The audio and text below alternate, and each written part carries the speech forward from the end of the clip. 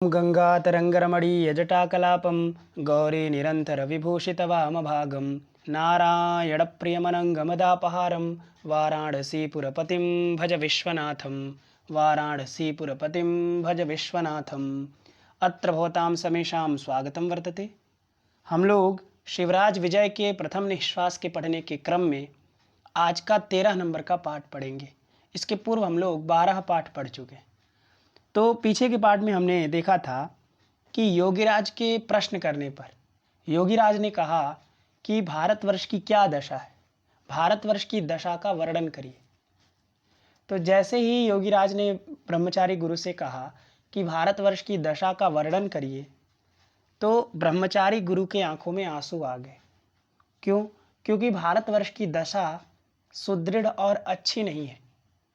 भारतवर्ष इस समय औरंगजेब के अधीन है और इस समय जो सनातन संस्कृति है और जो हमारा धर्म है, उस धर्म का नाश हो रहा है। तो जैसे ही योगीराज ने कहा ब्रह्मचारी गुरु से कि हमें भारतवर्ष की दशा का संक्षेप में वर्णन करिए, तो ब्रह्मचारी गुरु अत्यंत उदास हो गए, है कि नहीं? क्योंकि उनको याद आ गया पूरी भारत की दशा। तो जैसे ही भारत की दशा उनको याद आया तो उनके आंखों में आंसू आ गए और वो बहुत दुखी हो गए। तो इसके बाद बोले थे ब्रह्मचारी गुरु कि मेरी ये जो रसना है वो वज्र से बनी हुई है, मेरी ये जिह्वा जो है वो वज्र से बनी हुई है। जो दारुण और भयंकर जो ये दानव हैं, ये राक्षस हैं, इन लोगों के वृत्तांत को, कहानी को कहने से फट नहीं जा रही है। मेरा हृदय लोहा से बना हुआ है, जो कि इन लोगों के हजारों से अधिक दुराचारों को याद करके सैकड़ों प्रकार से फट नहीं जा रहा है, अलग नहीं हो जा रहा है, कट नहीं जा रहा है और भस्मीभूत नहीं हो रहा है। धिक आसमान, हमारे ऊपर धिक्कार है जो आज भी मैं जी रहा हूँ, सांस ले रहा हूँ और इस पृथ्वी पर विचरण कर रहा हूँ और अपने आप को आर्य वंश में उत्पन्न समझ रहा हूँ, इसलिए मेरे ऊपर धिक्कार है। क्योंकि इस समय भारतवर्ष की दशा अत्यंत दुराचार से युक्त है। अत्यंत यहाँ पर सभी हमारी सनातन संस्कृति को नष्ट किया जा रहा है। वेद को फाड़े जा रहे हैं, भाष्यों को भूजा जा रहा है, पुराणों को पीस करके नदी में बहाया जा रहा है और हम आर्यवंश में उत्पन्न कुछ नहीं कर पा रहे हैं, इसलिए हमारे ऊपर धिक्कार है। ठीक है। तो अभी जैसे ही योगीराज ने प्रश्न किया था तो ब्रह्मचारी गुरु अभी भारतवर्ष की दशा का वर्णन करने की भूमिका बना रहे थे। ये अभी वो भूमिका, अभी भारतवर्ष की दशा का वर्णन नहीं किए, अभी तो भूमिका बना रहे थे कि इतना ही सुनकर के, ब्रह्मचारी गुरु के इस वचन को इतना ही सुनकर के योगीराज ने कहा, योगीराज बोले, इसलिए आगे देखिए। आगे योगीराज ने कहा, उपक्रमम अमुम आकर्ण्य। अमुम उपक्रमम, उपक्रम का मतलब होता है भूमिका, उपक्रम माने भूमिका।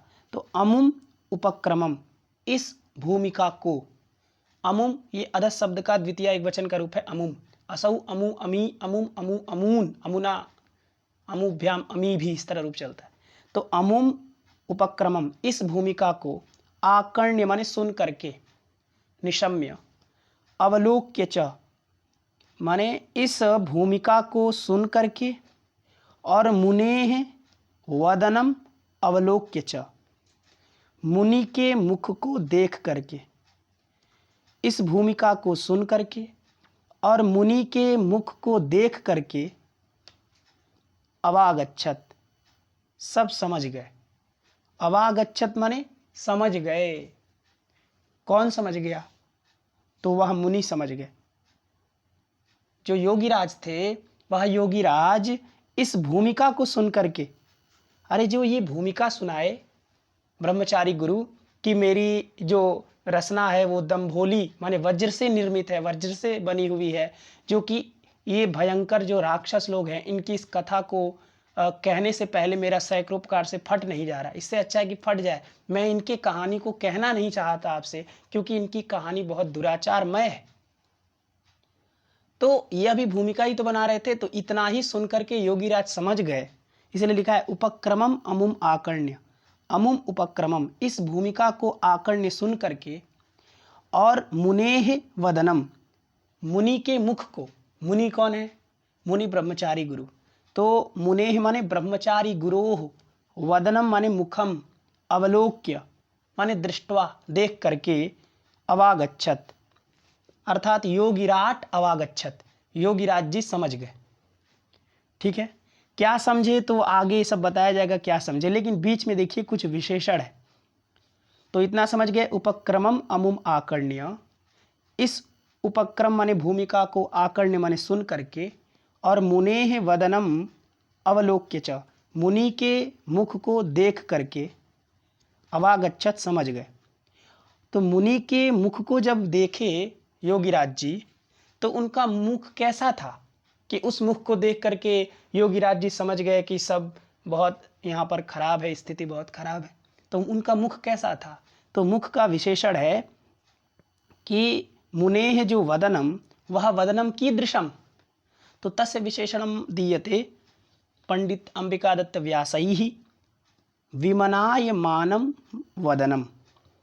वदनम कीदृशमस्ति, तो विमनायमानम, विमनायमान मुख को देख करके।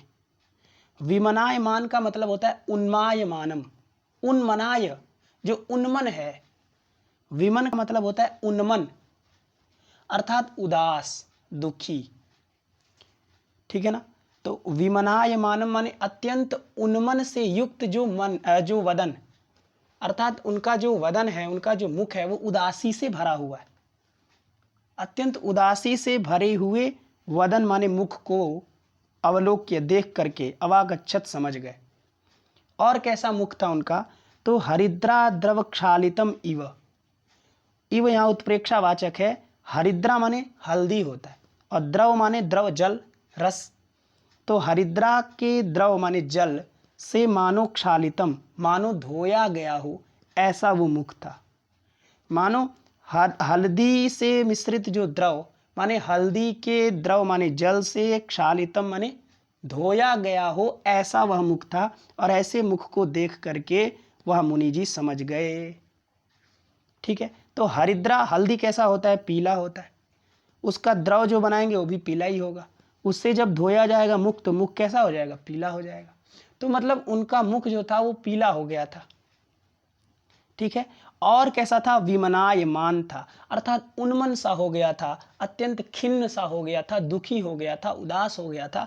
और ऐसे वदन को देख करके, ऐसे वदन को देख करके वह जो योगीराज जी थे वो समझ गए। बात समझ में आ गया?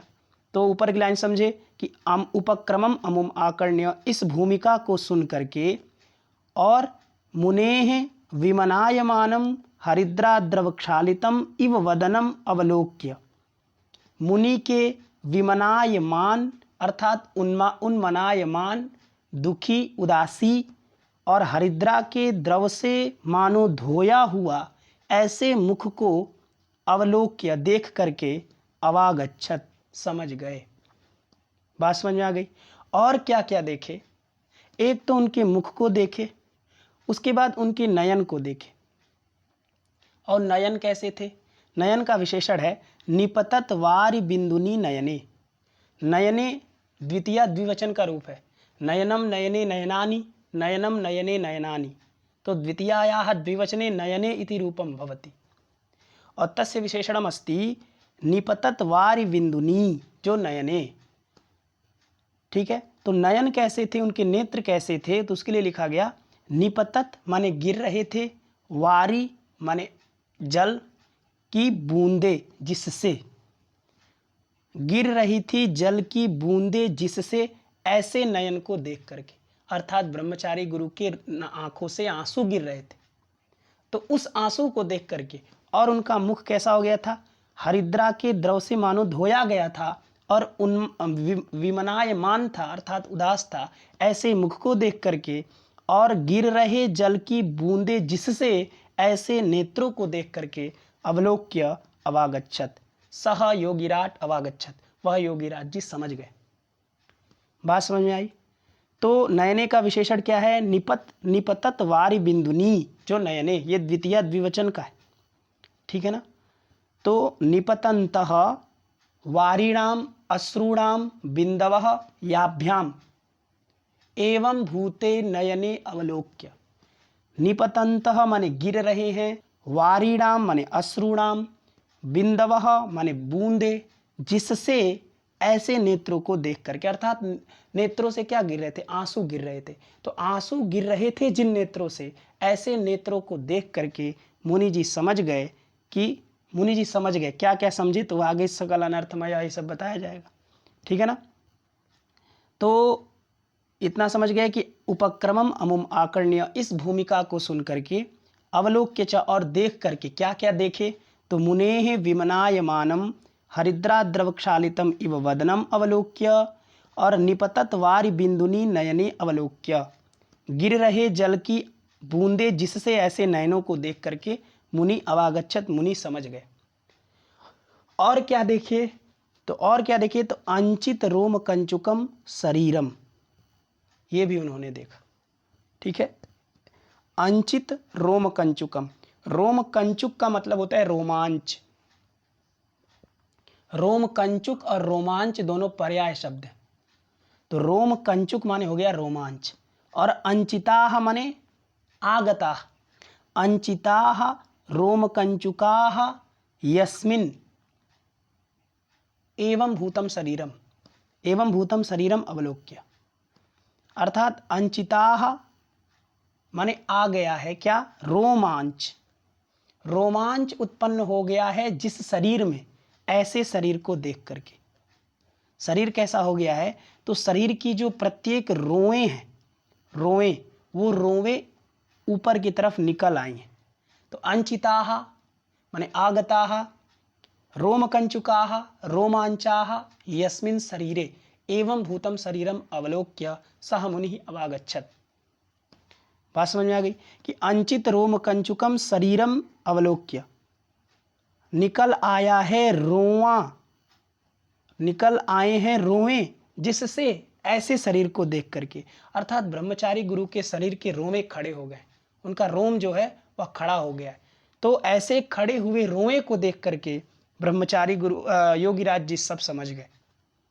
ठीक है। और क्या, तो कंपमानम अधरम अवलोक्य, कंपमानम अधरम, कांप रहे जो अधर, ऐसे अधर को देख करके उनके होठ कांप रहे थे। ठीक है ना। तो कंपमानम अधरम अवलोक्य।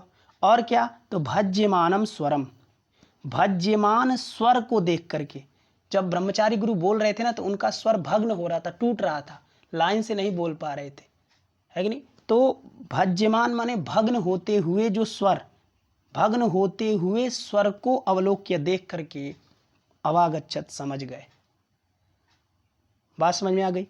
तो अब पूरा देख लीजिए कि उपक्रमम अमुम आकर्ण्य, इस भूमिका को सुन करके, और मुनेः विमनायमानम हरिद्राद्रवक्षालितम इव वदनम अवलोक्य, मुनि के विमनायमान अर्थात उन्मनायमान उदास, हरिद्रा के द्रव से मानो धोया हुआ ऐसे पीले पीले मुख को देख करके वह मुनि समझ गए।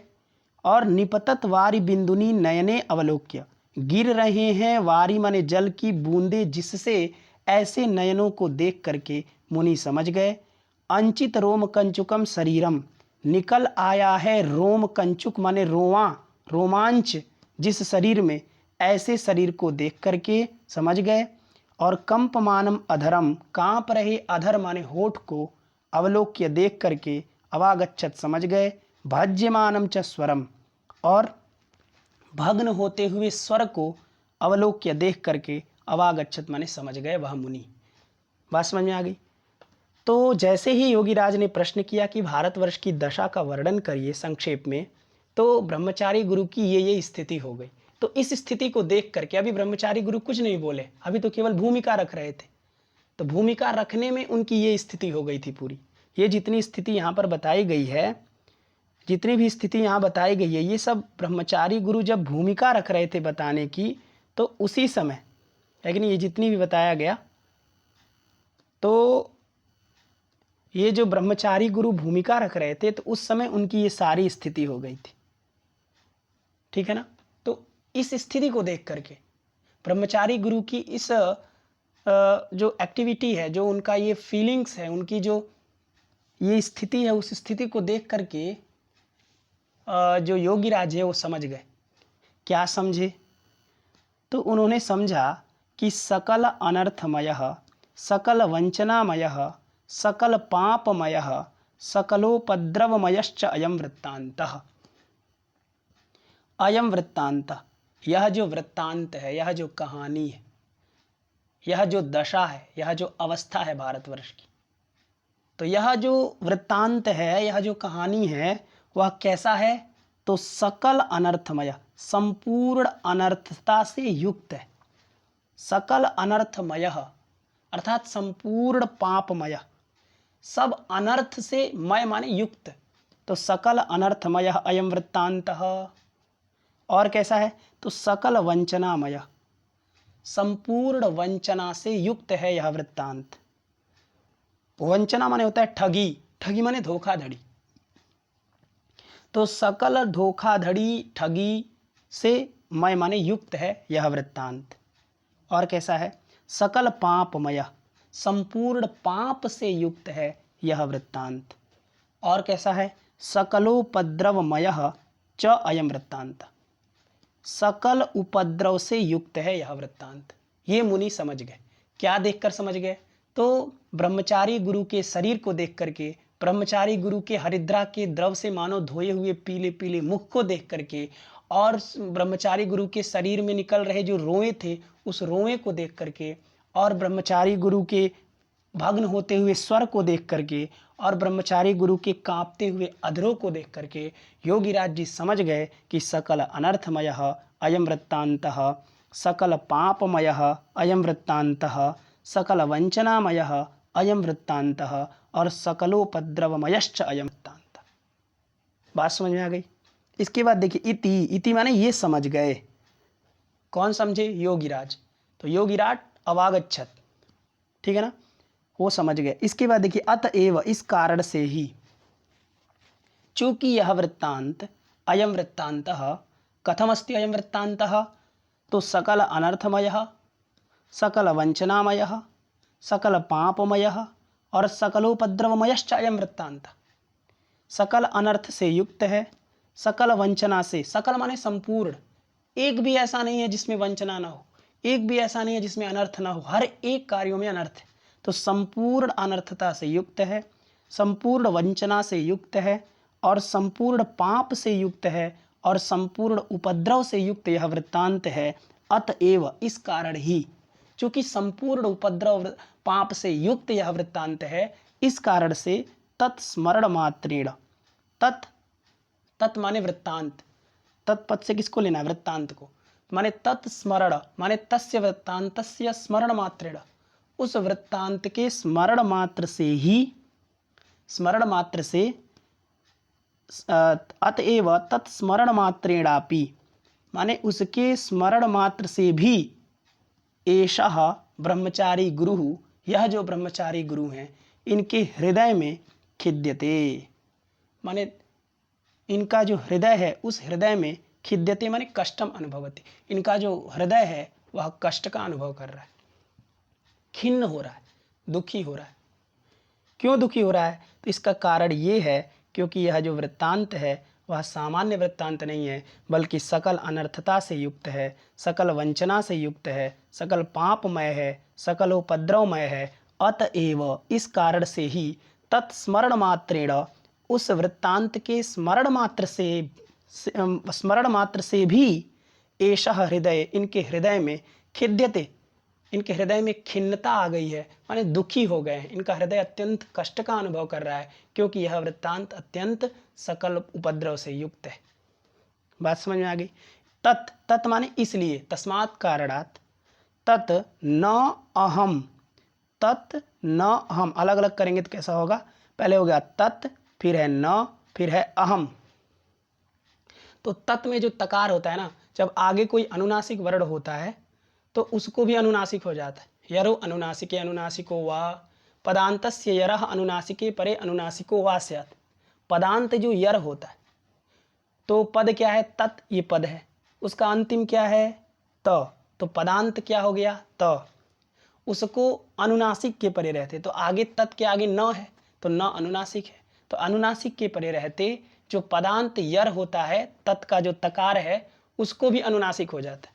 जब उसको अनुनासिक करेंगे तो तकार का अनुनासिक वर्ण क्या है, न है, इसलिए न हो जाता है। तो तन न ऐसा लिख दिया जाता है। अलग अलग करेंगे तो क्या हो गया, तत् न।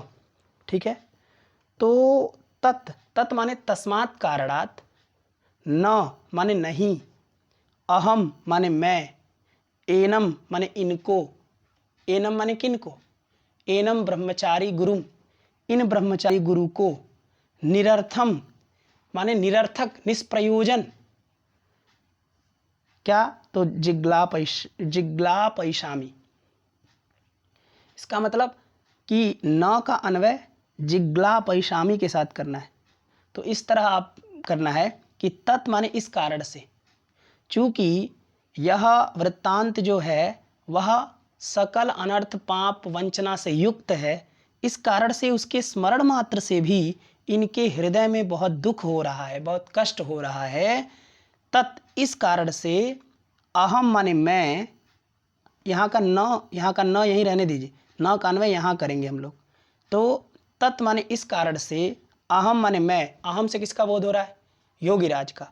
तो तत् माने इस कारण से, अहम माने मैं योगीराज, एनम माने इन ब्रह्मचारी गुरु को, निरर्थम माने निरर्थक, व्यर्थ में, निष्प्रयोजन, न जिग्लापयिषामि, मैं इनको, न जिग्लापयिषामि माने मैं इनको दुखी नहीं करना चाहता, मैं इनको जिग्लापयिषामि न, जिग्लापयिषामि माने ग्लापयितुम अभिलषामि न, मैं इनके हर्ष का क्षय नहीं करना चाहता।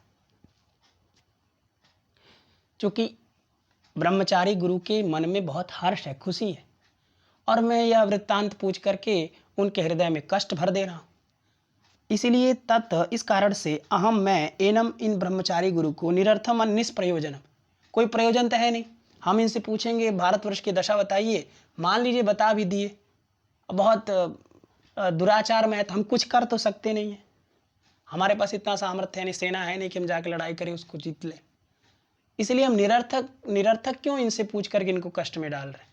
इसलिए कह रहे हैं ब्रह्मचारी गुरु योगीराज कि अहम मैं, एनम इन ब्रह्मचारी गुरु को, निरर्थम निरर्थक, निष्प्रयोजन, न जिग्लापयिषामि, अर्थात मैं इनको, इनके हर्ष का क्षय नहीं करना चाहता, और नवा चिखेदयिषामि, और ना ही मैं इनको खिन्न करना चाहता हूँ, माने दुखी करना चाहता।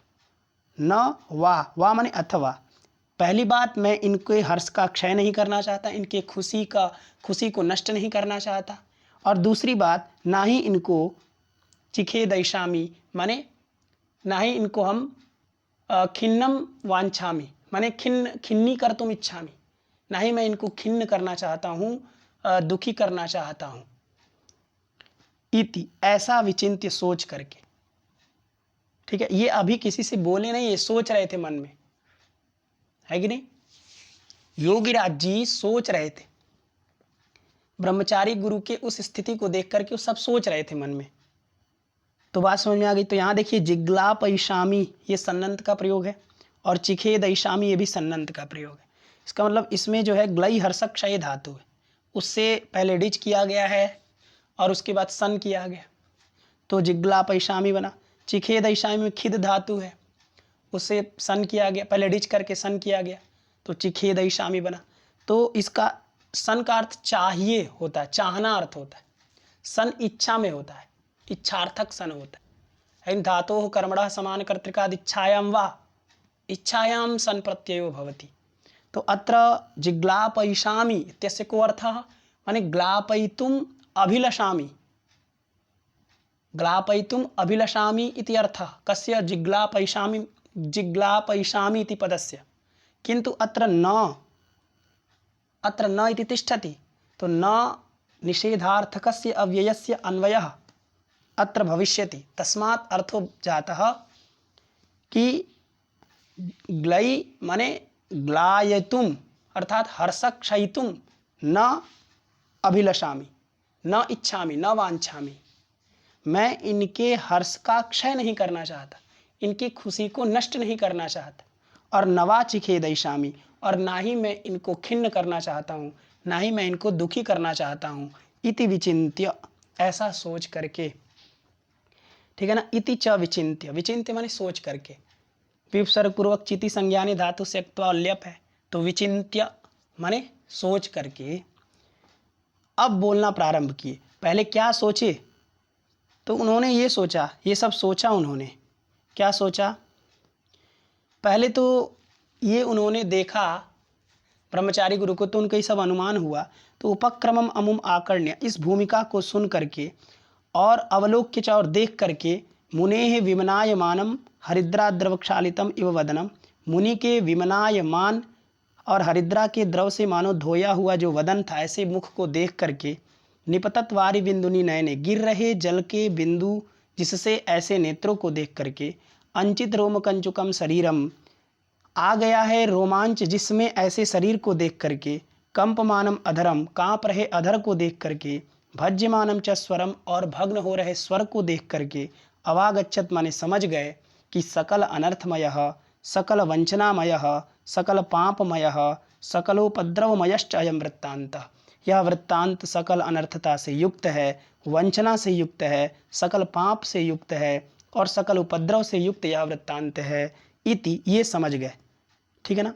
अतएव, इस कारण से, चूंकि यह सब अनर्थता से युक्त है, इस कारण से तत्स्मरण मात्रेणापि, उसके स्मरण मात्र से भी, तत् माने वृत्तांत, तो तस्य वृत्तांतस्य स्मरण मात्रेणापि, उस वृत्तांत के स्मरण मात्र से भी, एषः हृदय खिद्यति, इनके हृदय में कष्ट हो रहा है। तत्, इस कारण से, अहम मैं, एनम, इन ब्रह्मचारी गुरु को, तो ये सोचे वो, ठीक है।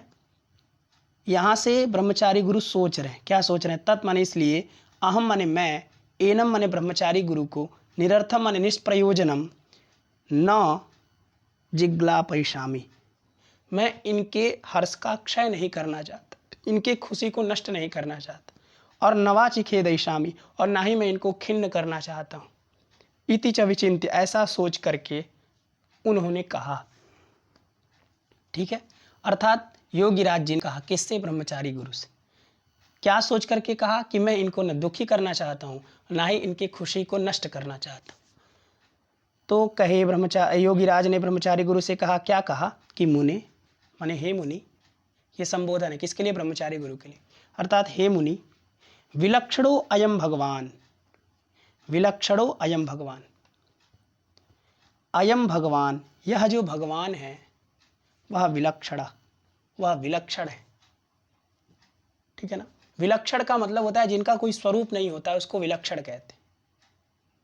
और दुनिया में जितने भी पदार्थ हैं, जितने भी वस्तु है, उन सब का कोई ना कोई स्वरूप है, इसलिए सब सलक्षण है, कोई विलक्षण नहीं है। लेकिन भगवान एक विलक्षण है, क्योंकि उनका कोई स्वरूप नहीं है, ठीक है ना। तो यह जो भगवान है वो विलक्षण है। क्यों विलक्षण है भाई, तो किससे कह रहे हैं, योगीराज ब्रह्मचारी गुरु से कह रहे हैं कि मुने, विलक्षणो अयम भगवान, यह भगवान बड़े विलक्षण है। क्यों विलक्षण है भाई, तो सकल कला कलाप कलनः, सकल कालनः करालः काला, ठीक है।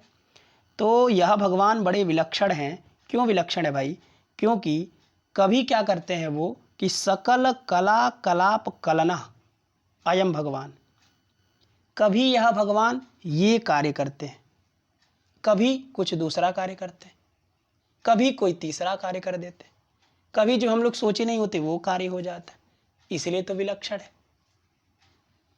विलक्षण उसको कहते हैं जो सभी लोगों से एकदम अतिरिक्त हो, जो सबकी तरह हो वो तो सामान्य है फिर, लेकिन जो सबसे अलग है उसी को विलक्षण कहते हैं। तो यह भगवान विलक्षण है। क्यों विलक्षण है, तो उसका हेतु है, देखिए, कि सकल कला कलाप कलनः, यह भगवान, यह भगवान सकल माने होता है संपूर्ण, कला माने कला, जो जितनी कलाएं होती हैं 64 कलाएं, तो सकल कला के समूह, कलाप माने समूह होता है, तो सकल माने संपूर्ण, कला कलाप माने कला समूह को, कलनः माने करने वाले, कलनः माने रचयिता, कलनः में कल धातु से ल्युट प्रत्यय कर्ता में ल्युट होता नहीं है, बाहुलकात कर्ता में, कृत्य ल्युटो बहुलम सूत्र से, ठीक है ना। तो कलना का अर्थ होता है करने वाला, ठीक है ना। तो रचयिता इत्यर्थ, कलना इत्यस्य को अर्थ रचयिता। तो सकल कला कलाप, संपूर्ण कलाओं के समूह को करने वाले यह भगवान विलक्षण है। कभी संपूर्ण कलाओं के समूह को करते हैं, तो कभी क्या करते हैं, आगे देखिए, कभी क्या करते हैं, कभी सकल कालनः करालः काला। सकल माने संपूर्ण, कालनः माने नष्ट करने वाले, माने सकल कालनः सबको नष्ट करने वाले, करालः माने भयंकर, कालः माने महाकाल भी, अयम भगवान, यही भगवान है। कभी क्या करते हैं, सकल कला कलाप कलनः, कभी संपूर्ण कलाओं के समूह को करते हैं, माने रचना करते हैं, उत्पन्न करते हैं। और कभी क्या करते हैं, सकल कालना, सबको नष्ट करने वाले, करालः माने भीषणः भयानकः भयंकरः, कालः माने महाकालः अपि अयम भगवान एव अस्ति।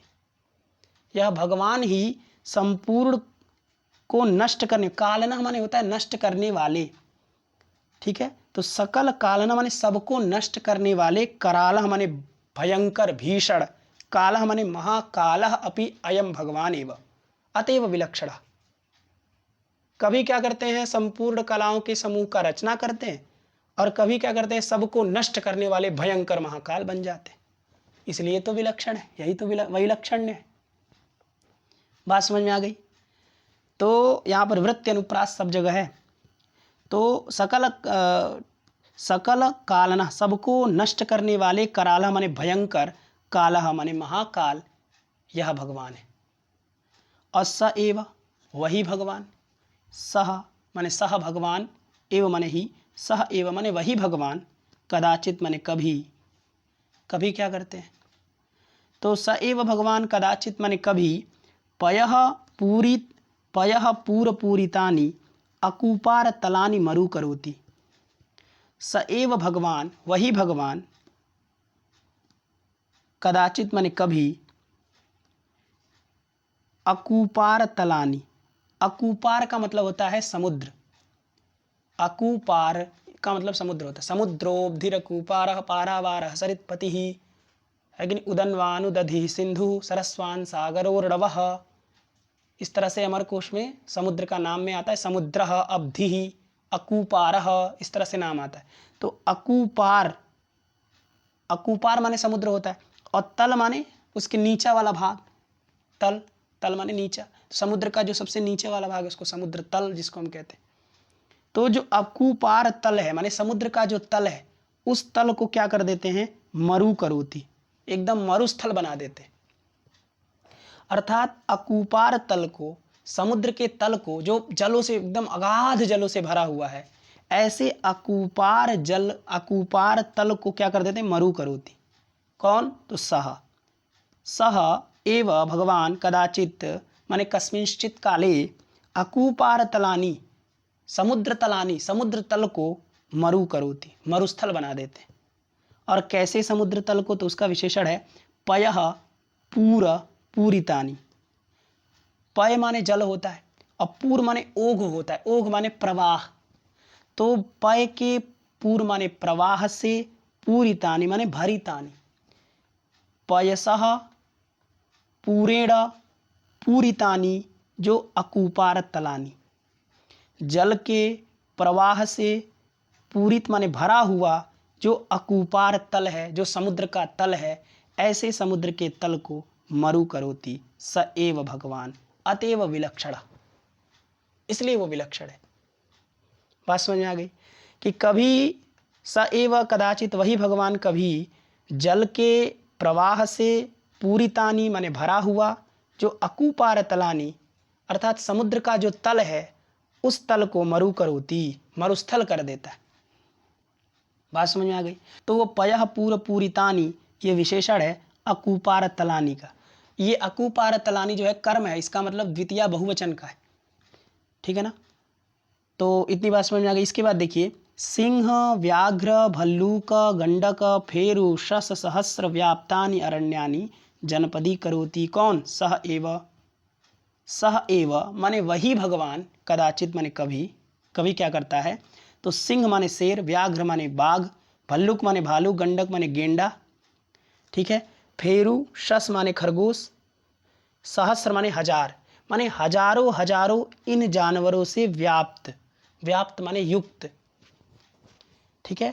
तो हजारों हजारों सिंह, हजारों सिंहों से युक्त, हजारों व्याघ्र माने बाघों से युक्त, हजारों भल्लुक माने भालुओं से युक्त, हजारों गंडक माने गेंडा से युक्त, हजारों फेरू, फेरू माने सियार होता है तो सियारों से युक्त, और सस माने खरगोश, हजारों हजारों खरगोशों से युक्त, व्याप्तानी माने युक्तानी, जो अरण्यानी, जो अरण्य है, जो जंगल है, ऐसे जंगलों को जनपदी करोति, नगर बना देता है, नगर कर देता है। स एव भगवान, वही भगवान, इसलिए तो विलक्षण है। कोई ऐसा सामान्य व्यक्ति कर सकता है क्या? सामान्य व्यक्ति ऐसा कर सकता है कि जल के प्रवाह से भरा हुआ जो समुद्र तल है उसको एकदम मरुस्थल बना दे? कोई ऐसा कर सकता है? हजारों हजारों सिंह, व्याघ्र, भल्लुक, गंडक और फेरू, सहस्र व्याप्तानि अरण्यानि जनपदी करोति, कोई जनपद बना सकता है क्या? है कि नहीं? जो अमेज़न जंगल है, जो विश्व का सबसे बड़ा जंगल है, उस जंगल के 5% हिस्से को ही वैज्ञानिक खोज पाए। अभी 95% के बारे में पता ही नहीं है कि उसके अंदर कितनी प्रकार की प्रजातियां रहती हैं, कितने पेड़ पौधे, कितनी प्रजातियां के पेड़ पौधे हैं, इसको कोई नहीं खोज पाया। लेकिन भगवान चाहे 1 मिनट में सब साफ कर देंगे, नगर बना देंगे, इसलिए वो विलक्षण है। और वैज्ञानिक या मनुष्य कोई भी विलक्षण नहीं है, ठीक है ना। तो सिंह, व्याघ्र, हजारों हजारों सिंह, व्याघ्र माने बाघ, भल्लुक माने भालू, गंडक माने गेंडा, फेरू माने सियार, और सस माने खरगोश, और सहस्र माने हजार, हजार हजार इन चीज़ों से युक्त जो व्याप्त जो अरण्य है, व्याप्तानि माने युक्तानि, जो अरण्यानि, जो अरण्य है, जो जंगल है, ऐसे जंगलों को स एव कदाचित, वही कभी क्या कर देता है? जनपदी करोति, जनपद बना देता है, नगर बना देता है। और क्या करता है वो? तो मंदिर, प्रासाद, हर्म्य, श्रृंगाटक, चत्वरोद्यान, तड़ाग, तड़ाग, गोष्ठमयानि नगराणि च काननी करोति। वही क्या करता है भगवान कि मंदिर और प्रासाद माने महल होता है, हर्म्य माने राजमहल, श्रृंगाटक माने धनिकावास, धनिकों का जो आवास होता है, चत्वर माने चौराहा, उद्यान माने बगीचा, तड़ाग माने तालाब, और गोष्ठमय माने गौशाला, इन सब से युक्त जो नगर है, नगर में ये सब चीज़ें होती हैं। मंदिर होगा, महल होगा, हर्म्य माने राजमहल होगा बड़े बड़ा, श्रृंगाटक माने धनिकों का आवास होगा, चत्वर माने चौराहा होगा, उद्यान होगा माने बगीचा होगा, पार्क होगा, तड़ाग माने कुआं होगा, कूप होगा, गोष्ठमय माने गौशाला होगा, इन सब से युक्त जो नगर है, ऐसे नगरों को काननी करोति, जंगल बना देता है। कभी क्या करता है? हजारों हजारों सिंह, व्याघ्र, भालू, गंडक, शेर, ये सबसे युक्त जो जंगल है उसको जनपदी करोति, और कदाचित सह भगवान किंग करोति, कदाचित सह मंदिर, प्रासाद, हर्म्य, श्रृंगाटक, चत्वरोद्यान, तड़ाग, गोष्ठमयानि, जो नगराणी, ऐसे नगराणी को काननी करोति, ऐसे नगर को कानन बना देता है, जंगल बना देता है। काननी करोति में च्वी प्रत्यय होता है कि नहीं? काननी करोति। इसके बाद ब्रह्मचारी गुरु को कहते हुए योगीराज कहते हैं कि निरीक्षताम माने देखो, निरीक्षण करो, निरीक्षताम माने देखो, निरीक्षण करो, कदाचित कभी, किसी काल में, किसी समय में, अस्मिन्नेव भारतवर्षे, इसी ही भारतवर्ष में, इसी भारत की धरती पर, यायजूकैः, यायजूक कहते हैं याज्ञिक लोगों को, जो पूजा पाठ करते, उनको यायजूक कहा जाता है। यज धातु है, यज देव पूजा संगति करण दानेसु, इस धातु से उकय प्रत्यय होता है, और उकय प्रत्यय का अर्थ होता है तच्छील, तद्धर्म, तत्साधुकारी, अर्थात यज्ञ करना ही जिसका स्वभाव है उसको यायजूक कहते हैं। जो पूजा पाठ करता है लेकिन स्वभाव उसका नहीं है, वो है कि नहीं, मतलब डेली नहीं करता है, कभी कभी करता है, उसको यायजुक नहीं कह सकते। यायजुक उसी व्यक्ति को कहेंगे जो पूजा पाठ करना ही जिसका स्वभाव है, उसी में जो निपुण है, क्योंकि तत्साधुकारी माने उसमें जो साधु है, उसको करने में जो निपुण है, उसी व्यक्ति को हम यायजुक कह सकते हैं। इसलिए यायजुक केवल और केवल पुजारी को, याज्ञिक लोगों को कह सकते हैं। तो यायजुकैः अर्थात जो याज्ञिक लोग हैं उनके द्वारा कदाचित कभी अस्मिन्नेव भारतवर्षे, इस ही भारतवर्ष में राजसूयाद यज्ञाः व्ययाजिषत, राजसूय आदि यज्ञ को व्ययाजिषत माने किया गया, राजसूय आदि यज्ञ को व्ययाजिषत माने किया गया इसी ही भारतवर्ष में। विपसर्ग पूर्वक, ठीक है ना, व्ययाजिषत में देखिए विपसर्ग पूर्वक यज धातु से लुंग लकार है और प्रथम पुरुष एक वचन, तो व्ययाजिषत माने किया गया, यज्ञ किया गया। कौन सा? तो राजसूय आदि यज्ञ। तो राजसूयादि यज्ञाः व्ययाजिषत किसके द्वारा? तो यायजुकैः, जो याज्ञिक लोग हैं उनके द्वारा कदाचित किसी समय अस्मिन्नेव भारतवर्षे, इस ही भारतवर्ष में राजसूयादि यज्ञाः व्ययाजिषत, राजसूय आदि यज्ञ किए गए, विक्रमादित्य के समय किए गए, और भी बहुत सारे राजा चंद्रगुप्त मौर्य के समय किए गए, अशोक के समय किए गए, बहुत सारे राजा जो आए इसी भारतवर्ष में, उन लोगों के शासन काल में बड़े बड़े यज्ञ, अश्वमेध यज्ञ, राम के समय अश्वमेध यज्ञ, दशरथ के समय अश्वमेध, इसी भारतवर्ष में इतने बड़े बड़े राजसूय आदि यज्ञ किए गए।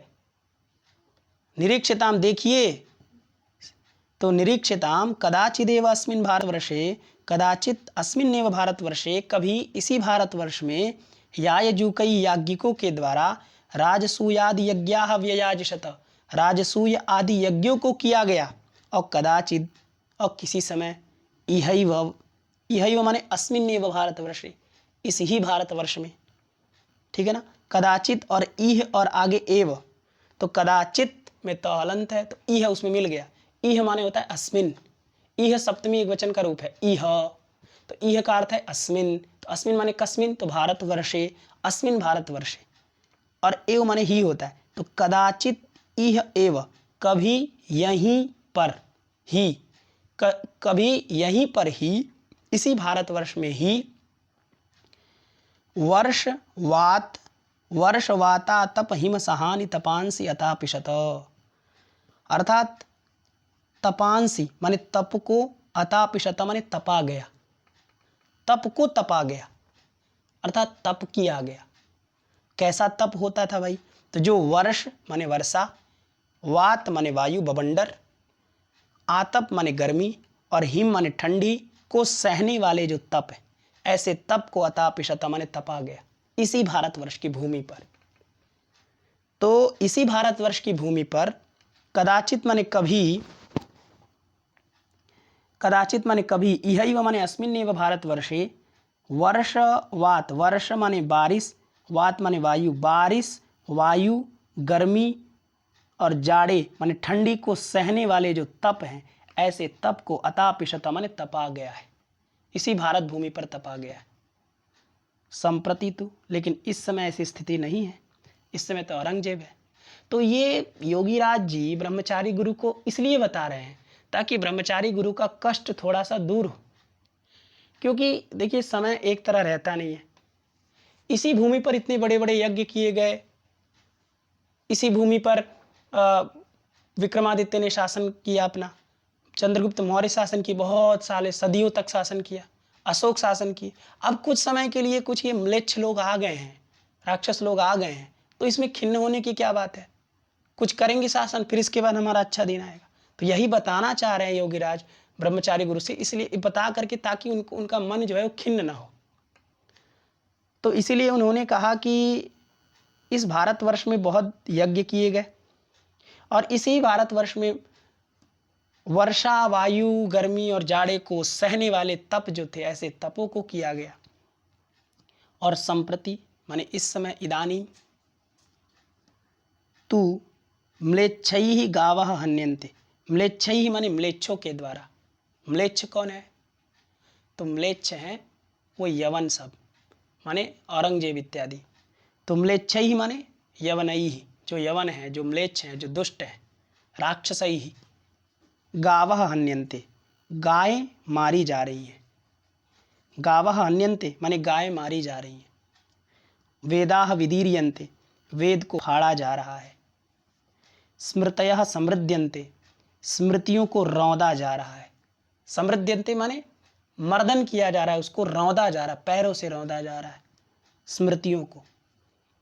मंदिराणी मंदुरी क्रियन्ते, जो मंदिर है उसको मंदुरी क्रियन्ते, उसको वाजीशाला बना लिए हैं लोग, अर्थात शराब, उसमें शराब पीते हैं, उसमें मदिरा पान करते हैं मंदिर में।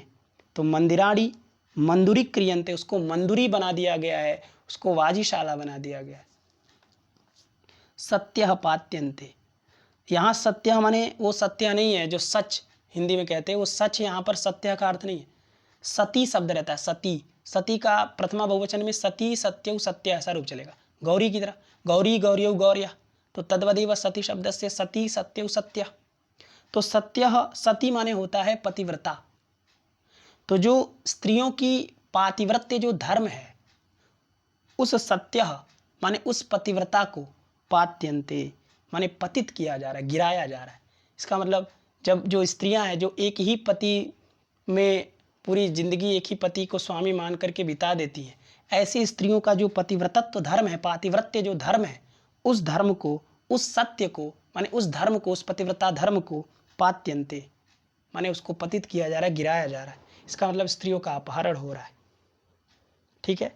और संतश्च, और जो संत लोग हैं, जो संत लोग हैं, जो महात्मा लोग हैं, उनको संताप्यन्ते, उनको संपीड्यन्ते, उनको पीड़ित किया जा रहा है, उनको संतापित किया जा रहा है। ये इस समय की स्थिति बता रहे हैं योगीराज। संप्रति इसलिए लिखा था, संप्रति माने इस समय, संप्रति तु म्लेच्छैः गावः हन्यन्ते, म्लेच्छ यवनों के द्वारा गायें मारी जा रही हैं। वेदाः विदीर्यन्ते, वेदों को फाड़ा जा रहा है। ये सब कर्मवाच्य का प्रयोग है। कर्मवाच्य में कर्ता में तृतीया होता है, तो म्लेच्छ ये कर्ता है, इसलिए इसमें तृतीया है। तो म्लेच्छैः, और कर्म में प्रथमा होता है, तो कर्म गावः ये प्रथमा है, और कर्म के अनुसार क्रिया होती है। तो गावः चूंकि प्रथमा बहुवचन है ना, इसीलिए हन्यन्ते क्रिया भी बहुवचन की होगी, तो हन्यते हन्यते हन्यन्ते। तो म्लेच्छैः गावः हन्यन्ते, वेदाः विदीर्यन्ते, कैः वेदाः विदीर्यन्ते, तो सबका कर्ता म्लेच्छैः। तो म्लेच्छैः गावः हन्यन्ते, फिर म्लेच्छैः वेदाः विदीर्यन्ते, म्लेच्छों के द्वारा गायें मारी जा रही हैं, म्लेच्छों के द्वारा वेद जो है उसको फाड़ा जा रहा है, और म्लेच्छों के द्वारा स्मृतयः समृद्यन्ते, स्मृतियों को रौंदा जा रहा है। म्लेच्छैः मंदिराणि मंदूरी क्रियन्ते, म्लेच्छों के द्वारा मंदिरों को वाजीशाला बनाया जा रहा है। म्लेच्छैः, म्लेच्छों के द्वारा सत्यः पात्यन्ते, जो पतिव्रता धर्म है, जो पातिव्रत्य है, उसको पात्यन्ते, उसको गिराया जा रहा है, उसको खत्म किया जा रहा है, पतित किया जा रहा है। और म्लेच्छैः, म्लेच्छों के द्वारा संतश्च संताप्यन्ते, संतों को पीड़ित किया जा रहा है। सर्वम एतत्, यह सब, सर्वम एतत्, यह जो सब कुछ है ना, ये जितना कार्य हो रहा है, यह सब कार्य कौन कौन सा कार्य? तो अभी ये जो संप्रति वाला कार्य है जो कि म्लेच्छों के द्वारा किया जा रहा है, और इसके ऊपर का जो कार्य था कि कभी इस भारत भूमि में राजसूय आदि यज्ञ किए गए, कभी इस भारत में वर्षा, वायु, धूप, जाड़ा, गर्मी, ठंडी सबको सहने वाले जो तप हैं, ऐसे तप को किए गए। और इस समय गाय को मारा जा रहा है, वेदों को फाड़ा जा रहा है, स्मृतियों को रौंदा जा रहा है, मंदिरों को वाजीशाला बनाया जा रहा है, पातिव्रत्य धर्म को, स्त्रियों का नष्ट किया जा रहा है, संतों को पीड़ित किया जा रहा है। ये सब, सर्वम एतत्, यह सब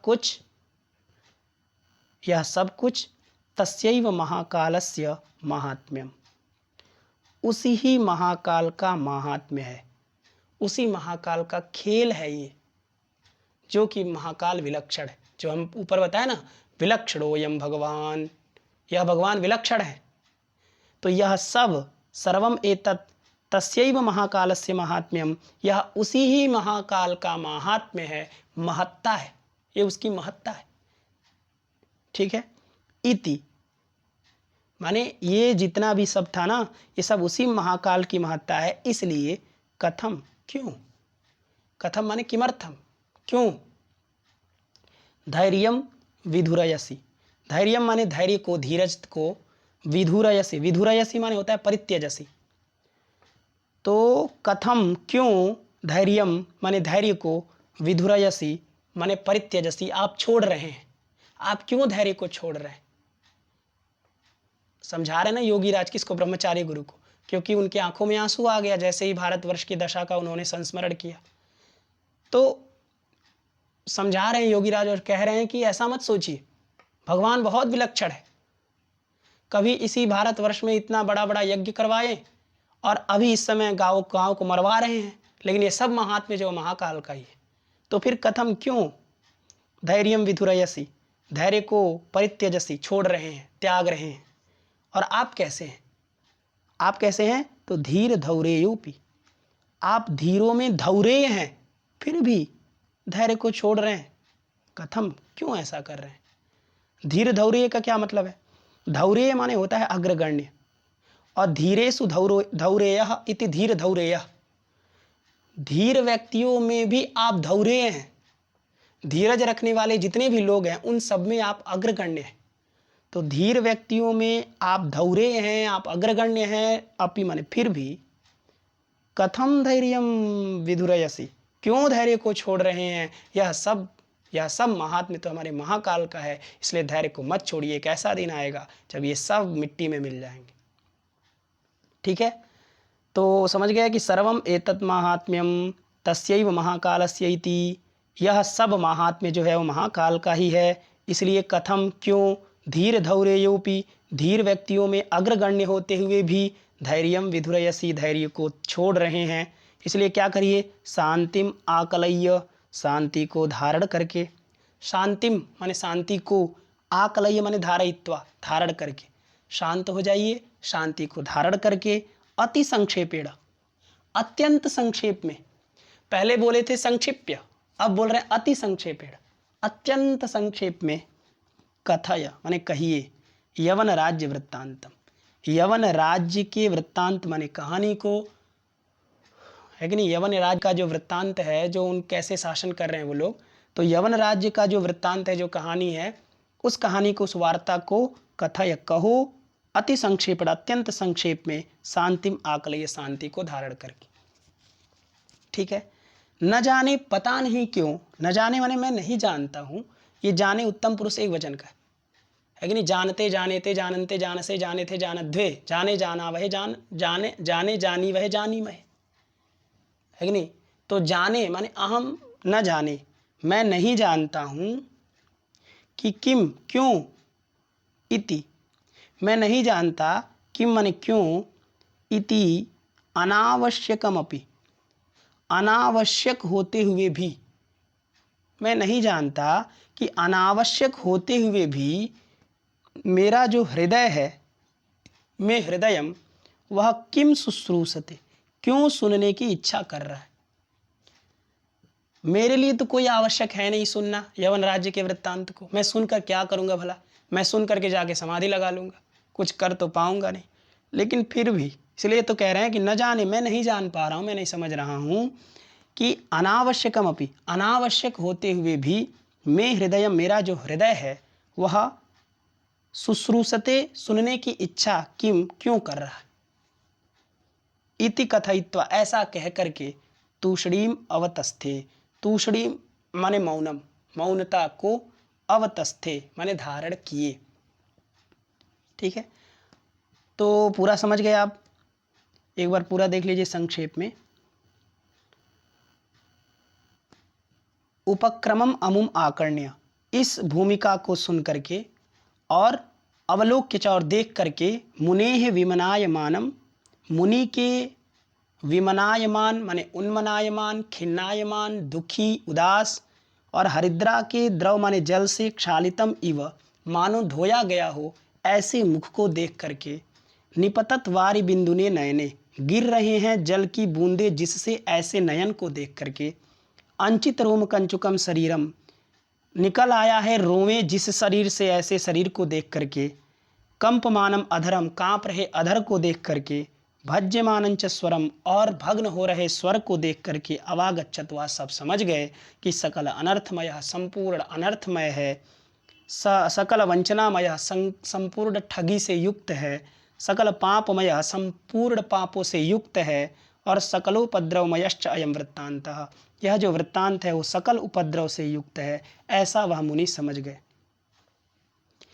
अतएव इस कारण ही, चूंकि यह सब अनर्थता से युक्त है, इस कारण ही तत्स्मरण मात्रेणापि, उस वृत्तांत के स्मरण मात्र से भी ऐसा हृदय, इनके हृदय में खिद्यते माने कष्ट होता है, अनुभव होता है, कष्ट का अनुभव होता है, खिन्न होते हैं। तत् इसलिए अहम माने मैं, एनम माने इनको, निरर्थम माने निष्प्रयोजनम बिना किसी मतलब के, न माने नहीं, जिग्लापयिषामि माने इनके हर्ष का क्षय करना चाहता हूँ, और नवा चिखेदयिषामि और ना ही मैं इनको खिन्न करना चाहता हूँ, दुखी करना चाहता हूँ। इति विचिन्त्य, ऐसा सोच करके योगीराज ने ब्रह्मचारी गुरु से कहा। क्या सोचे वो? यही सोचे कि मैं ना ही इनको हर्ष का क्षय करना चाहता हूँ और ना ही इनको खिन्न करना चाहता हूँ।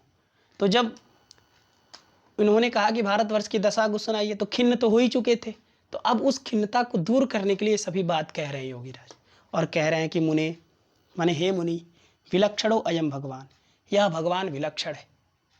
क्यों विलक्षण है? क्योंकि सकल कला कलाप कलनः कभी यह भगवान बन जाता है, संपूर्ण कलाओं के समूह को करने वाला बन जाता है।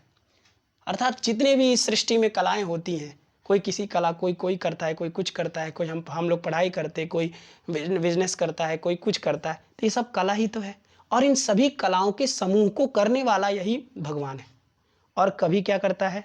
तो संपूर्ण व्यक्तियों को, सकल, तो सकल कला जोड़ लीजिए आगे, तो सकल कला कालना, संपूर्ण कला के समूहों का नष्ट करने वाला भयंकर महाकाल भी यही भगवान है, इसलिए तो विलक्षण है। और स एव, वही भगवान, कदाचित कभी, पयः पूरपूरितानि, जल के प्रवाह से भरे हुए अकूपारतलानि, समुद्र तल को मरु करोति, मरुस्थल बना देता है। और सिंह व्याघ्र भल्लूक गंडक फेरु शस सहस्र व्याप्तानि अरण्यानि जनपदी करोति, शेर बाघ भालू गेंडा सियार खरगोश हजारों हजारों ऐसे जानवरों से व्याप्तानि माने युक्त जो अरण्य है, जो जंगल है, ऐसे जंगलों को जनपदी करोति। स एव, वही भगवान, कदाचित कभी। और कभी क्या करता है?